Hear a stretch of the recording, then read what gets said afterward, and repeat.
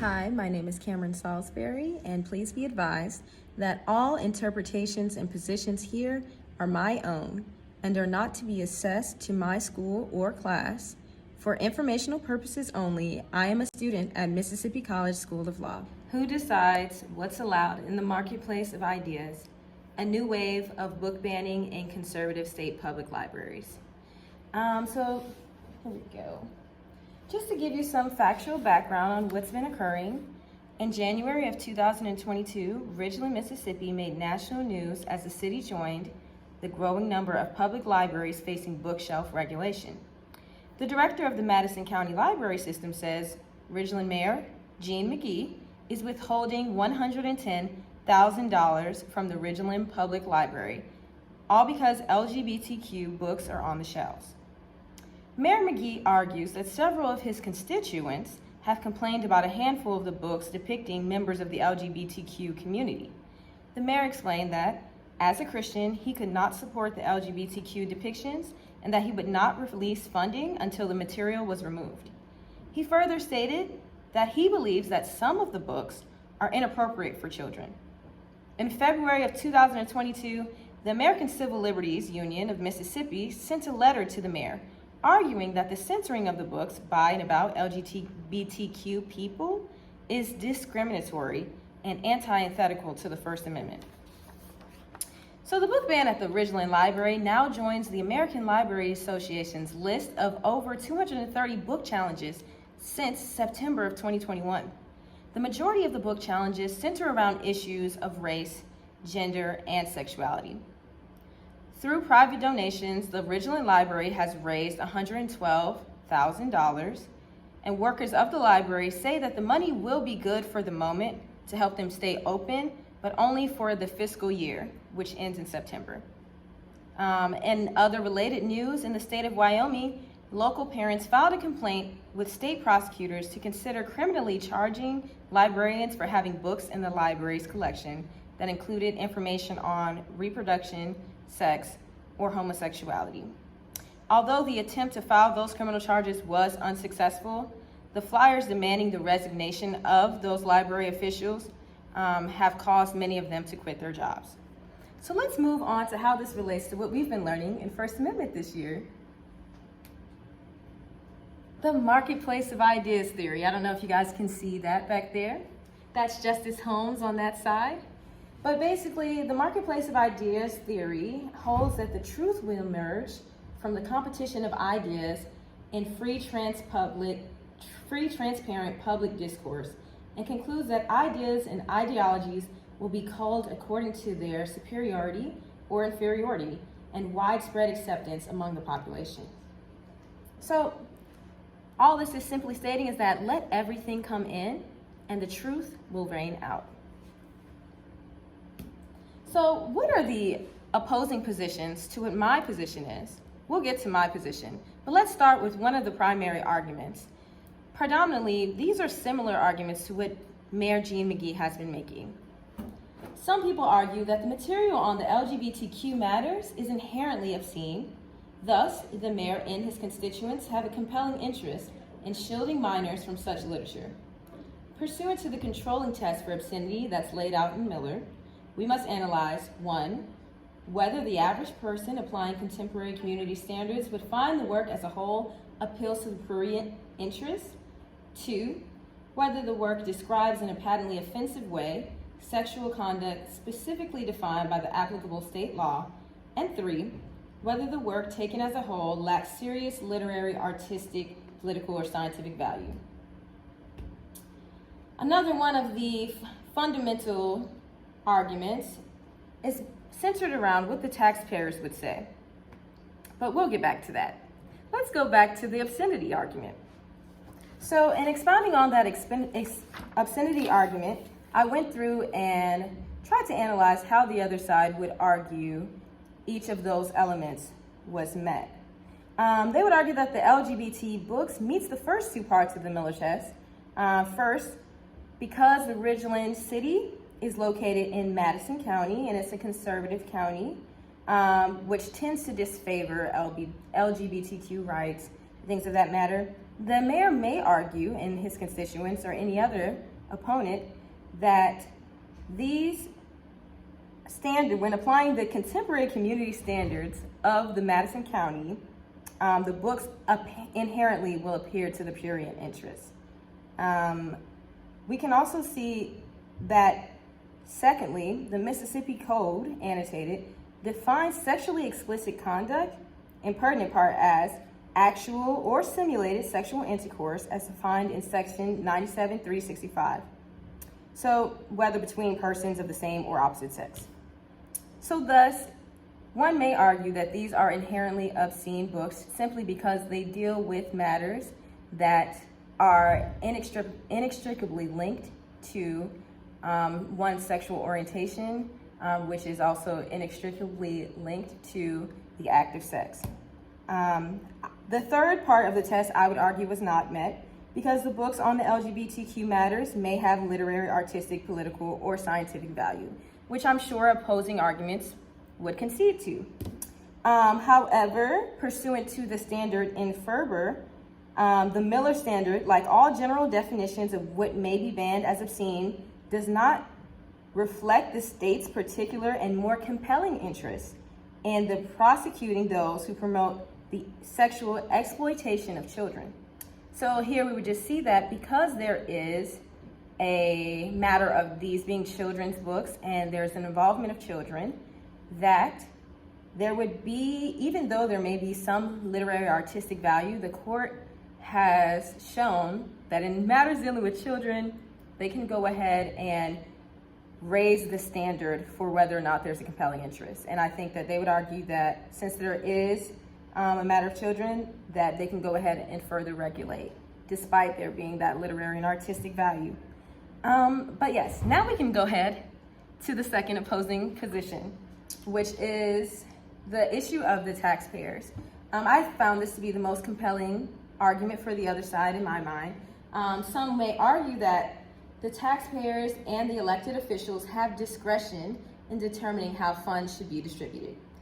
We use the case law from Russ versus Sullivan. In that case, the court held that the government may freely pick and choose what messages it will subsidize within the scope of the project it is seeking to fund.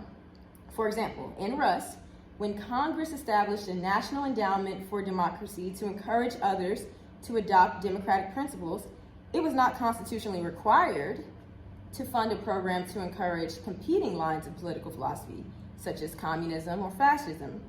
Thus, just because the mayor may fund other libraries without LGBTQ books, this doesn't mean that he must fund the Ridgeland Library. But that's an opposing position. So let's get to my position. So first, the mayor's decision to defund the Ridgeland Library is content-based because the books are being banned for explaining LGBTQ matters, and therefore, the mayor's actions are subject to strict scrutiny.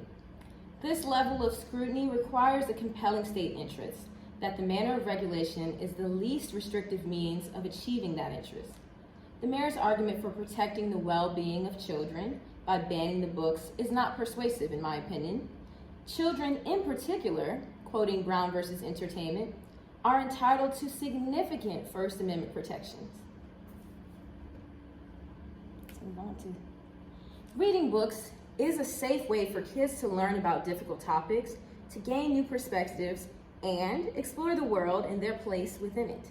Limiting their literature that is available to them will cause a lack of awareness in an evolving society. In Brown versus Entertainment, the court explained that the government lacks the power to restrict expression because of its message, its ideas, its subject matter, or its content. However, content involving obscenity, defamation, incitement, or specific other categories can be restricted. The government can only bar materials to children by showing that the law is narrowly drawn to serve a compelling governmental interest. Though the government has discretion to protect children from harm, it does not have discretion to restrict the ideas to which children may be exposed. And that's quoting from Brown. So let's move on. Here's another one of my arguments for my position. And this is highlighting the political motivations behind the regulation. The political motivations and bias behind the mayor's actions affirm that the decisions to cut the funding from the Ridgeland Library denied the library their First Amendment rights.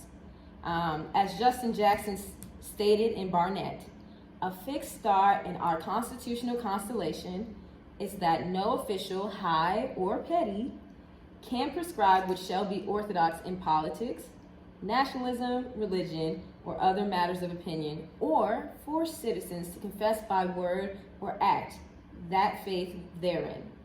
So that's essentially just stating that simply because of one's position as a politician, they do not determine what should be imposed upon society as the right way to believe, no matter what area you are located in as a constituent, things of that nature. And then to address that last issue of funding, which I said was the most compelling. Calling for those books to be removed from the library's shelf in order to receive the funds is viewpoint discrimination. And it is an unconstitutional condition placed on the library. And unlike in Rust, where the government was given latitude to fund or not fund a program, here, the condition for the funding is placed on the recipient of the subsidiary rather than on a program or service that's main focus is the sponsoring of that specific agenda. So as we talked about earlier with in Rust, where there was the Democratic agency who wanted to promote that philosophy, that we were allowed to fund and didn't fund a fascist community. Here, the library as a whole, as a program, the Madison County Library System, is not specifically funded for the purpose of teaching about LGBTQ matters. That library is there to foster a variety of things for the community. As we all know, libraries are meant. There are several books on the shelves, and for that library to not get funding because of certain books that are there, this would not be like Rust, and that's unconstitutional. Because this is not just a program that's fostering one idea. This is a public library that is, a hodgepodge of different things on each shelf. But let's go on. So, conclusion of my position. Allowing politics to dictate what books are allowed in public libraries not only infringes upon First Amendment safeguards, but it also chills future advocacy of LGBTQ literature, as is the case in Wyoming, where librarians are being harassed to the point of resignment. Politicians are not the gatekeepers of the marketplace of ideas. A book is a version of the world, and if you do not like it, ignore it, or offer your own version in return, whether that be liberal or conservative ideology. But now we can go ahead. I know y'all can't really see that, but there are a few things on here. These are actual pictures of the town hall meeting over the book ban in Ridgeland. And we have a few quotes from some constituents there who are on both sides of the argument. Scott Jones says, freedom entails responsibility. The book display promoted a cultural agenda, he says. And furthermore, we're not talking about banning books, only changing a display. Some support for some of the same people who were earlier supporting the ban agreed with him. And this was from a journalist who was there reporting on the incident. We also have Renee here who says that she wants more transcritical books in the library system, and she argues that Ridgeland is the third gayest city in Mississippi, according to her survey, which included 44 gay households. Let's move on. We also have one of the constituents who is a father and a former youth minister from Jackson Public Schools, and he was depicted wearing a Martin Luther King Jr. shirt. He calls the LGBTQ agenda a hijacking of the civil rights movement to attempt to normalize sodomy and oral sex. We also have Melissa, who is a pediatrician in Madison, and she tells the mayor and the board that she felt welcome when she moved here years ago. She urged everyone to read the books. She says that she has not read anything that's sexually explicit, that these books are doing a beautiful job of representing children, in her opinion. And I took a trip to the Ridgeland Library. That's me up there with one of the librarians. And here are a few of the books.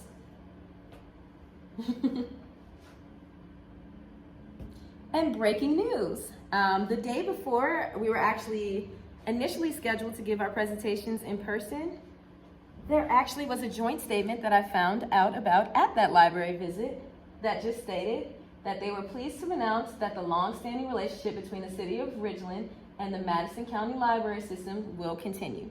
That they were going to give the funding to the library. Mayor Jean McGee strongly supports a diverse library collection that is consistent with the American Library Association's Bill of Rights. So, maybe he agreed that it was unconstitutional. Maybe he felt some slight pressure, but that was good news for my position.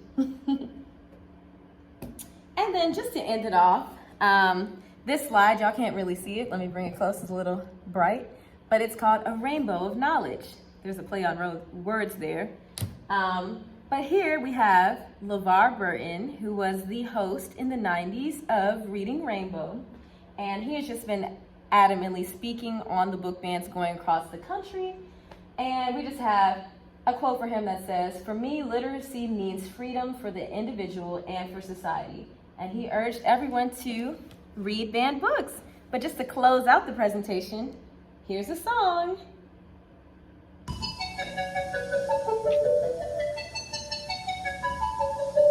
Butterfly in the sky, I can go twice as high. Take a look, it's in a book, a reading rainbow. Thank you guys. And I actually brought these for the class to see in person. I checked these out. But here's a few of the banned books who are no longer banned now because we have the funding.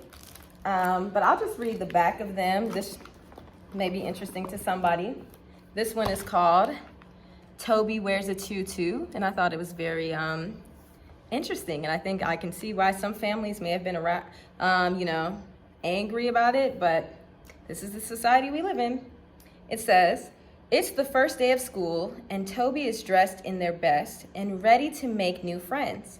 But first, Toby's new classmates want to know, is Toby a boy or a girl? Toby isn't sure how to answer. Toby likes to wear basketball shorts and tutus. Toby plays ninjas and dances ballet. Finally, after a little thought and some encouragement from Mom, Toby has a declaration to make. They can eat, wear, do, or be anything they want. Toby isn't a boy or a girl. Toby is just Toby." Well, if you're interested in reading more, go ahead and check out the Madison County Library System, Ridgeland Public Library. But thank you guys very much for listening. Bye-bye.